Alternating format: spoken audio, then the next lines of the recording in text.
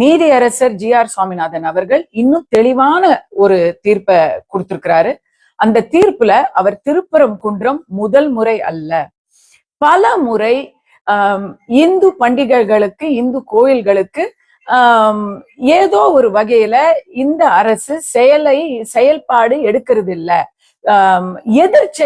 எதிர்வினையை ஆற்றுகிறது அப்படிங்கறத உதாரணத்தோடய கொடுத்திருக்கிறாரு. அதன் எல்லாத்துக்கும் மேல தீர்ப்பை கொடுக்கிற நீதி அரசரை என்ன விதமாலாம் நீங்க அவதூறு பேசுறீங்க? அந்த தீர்ப்பை இன்னும் 2 நீதி அரசர்கள் இருவர் கொண்ட டிவிஷன் பெஞ்ச் அதை அப்ஹோல்டு பண்ணிருக்கு. அவங்களை ஏன் நீங்க திட்டுறது இல்ல?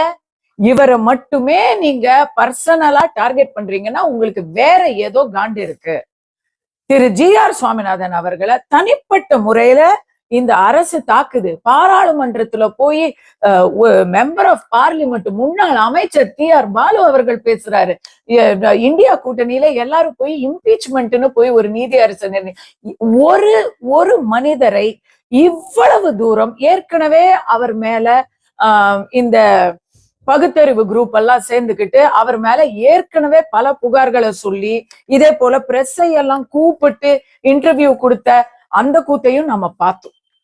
இப்படி பல விதமாக அவரை எப்படியாவது அப்புறப்படுத்தணும் அப்படின்னு இந்த திமுக அரசு தவிப்பதன் மர்மம் என்ன?